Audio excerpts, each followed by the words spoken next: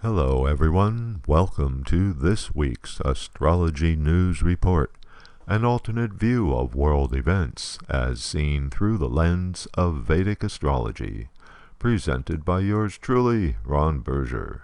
Today is October 30th, 2022. In this report, we'll take a look at what's coming up in the zodiac for November 2022. But before we begin, a note to all viewers. The weekly videos on this channel are available to people who donate to the channel. You are watching the once-a-month free public video. If you would like to have access to the upcoming month's weekly reports, stick around for the link at the end of this video to make your donation. Thanks. Mars begins a retrograde period on October 30th, the day of this report. Mars goes retrograde once every 2 years for about 2.5 months each time. A planet appears to go backwards in the zodiac when we on Earth are moving ahead of the other planet. Due to the layout of the solar system, this only happens when the other planet is at its closest to the Earth, and therefore extra bright in the night sky, therefore extra strong, but not behaving normally. Mars is the planet of action, the planet of energy, the planet that moves things forward. When Mars is retrograde, its energy for advancing endeavors is curtailed. New projects get postponed, existing projects run into delays. Mars is also the planet of force, aggression, and conflict. It is one of the natural malefic planets in Vedic astrology. When a natural malefic is retrograde, it becomes more malefic. In other words, its ability to do harm is increased. So, Mars retrograde periods have a bad reputation in astrology. There's loss of momentum, efforts are more likely to backfire, frustration builds up, and then things can get dangerous. Mars retrograde is like a pressure cooker. The pressure builds and then explodes.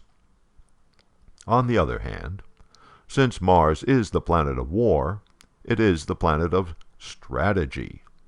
When Mars is being held back by being retrograde, it's actually a good time for making plans, making preparations, so that when the retrograde ends, you'll be ready to launch.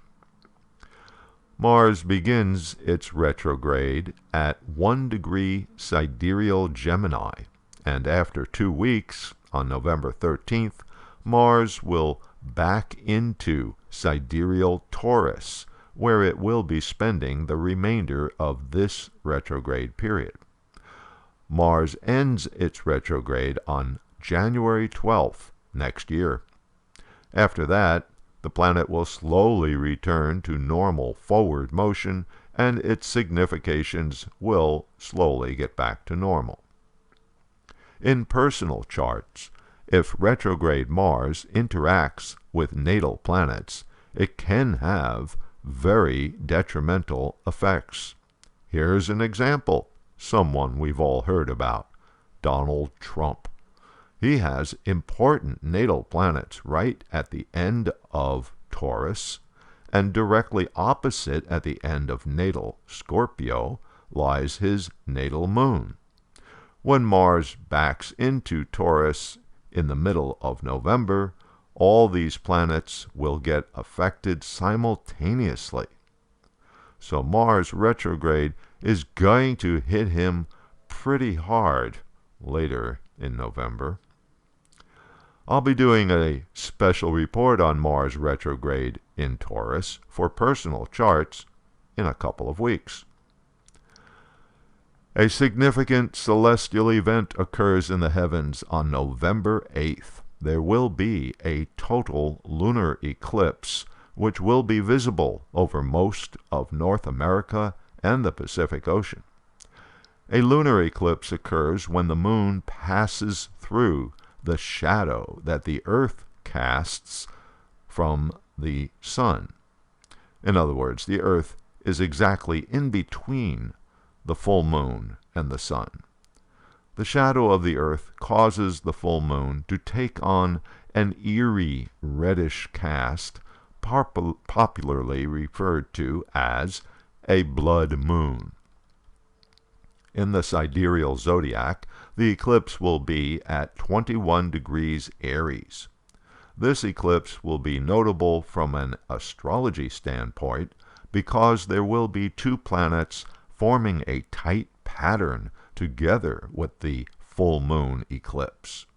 Retrograde Uranus will be in near exact conjunction with the eclipse, and Mercury will be transiting in Libra, exactly opposite the eclipse and Uranus. Uranus is the planet of independence, rebellion, and the unexpected. Mercury is the planet of rational thinking and making choices.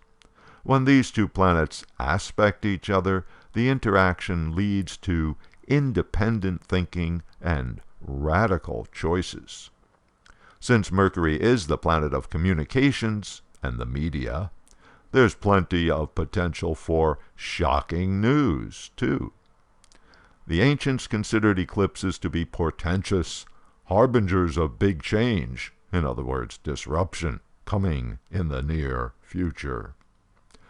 I'll be doing a more in-depth analysis of this eclipse in next week's report. As you may have noticed, the November 8th total lunar eclipse happens on Election Day in the USA. So, does this have implications? Yes, it does, especially when you consider that the eclipse lines up with the Mercury-Uranus opposition happening on the same day. Note that Mercury is the planet of making decisions, in other words, choosing, and therefore it is the planet of voting. Uranus, the planet of independence, and therefore rebellion and disruption, is influencing Mercury. Thus, voting becomes an act of rebellion on November 8th.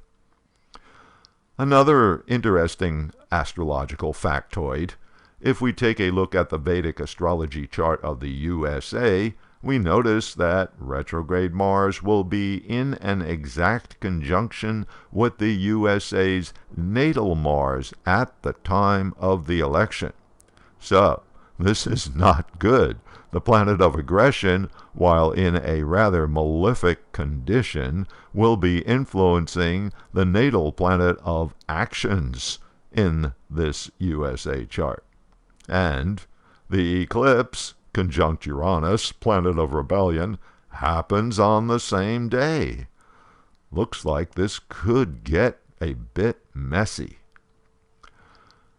One last thing for November. There's another rather intense planetary combination coming up at the end of the month. Mercury and Venus conjunct and simultaneously in direct opposition to retrograde Mars. The conjunction of Mercury and Venus is in progress for the second half of November and beginning of December. It's in Scorpio, a sign ruled by Mars. Mars, as we have seen, is in a rather problematic situation. In fact, retrograde Mars, as of November 13th, is in Taurus, which is one of Venus's signs. So, Mars and Venus are in each other's signs, creating what is called in Vedic astrology a parivartana yoga, an exchange of sign rulers. Simultaneously, they are in mutual aspect, in other words, opposed. And since they are enemies in Vedic astrology, this is not good. Venus is the more mild planet, Mars, the aggressor, naturally stronger and a bad actor due to its retrograde condition. So Venus, planet of love, loses out. Now throw in Mercury, planet of communications, also opposed by retrograde Mars, planet of aggression, and we can see that the end of the month is a time period to be wary of. Okay, there's a brief look at planetary patterns for November 2022, and here's a description of what's coming up in November's videos. November 6th, analysis of the November 8th Total Lunar Eclipse. November 13th, Mars Retrograde in Taurus and the effects for your rising sign chart. November 20th, Jupiter Retrograde ends. Jupiter will be in Pisces until April 2023. November 27th, a preview of planetary patterns coming up in December 2022. You'll not want to miss out on all these great upcoming videos, so if you would like to have access to November's weekly reports, donate $20 by clicking on or touching the donation card you see at the end of this video, which will take you to the donation page. And if $20 for a month is too much for you, you can donate $10. The link to each week's report will be sent to you via your email. Here's the link. Just click or touch the card, which will take you to the donation page. And if the card does not appear or doesn't work, you can find the link in the comment section below. Thank you, and until next week.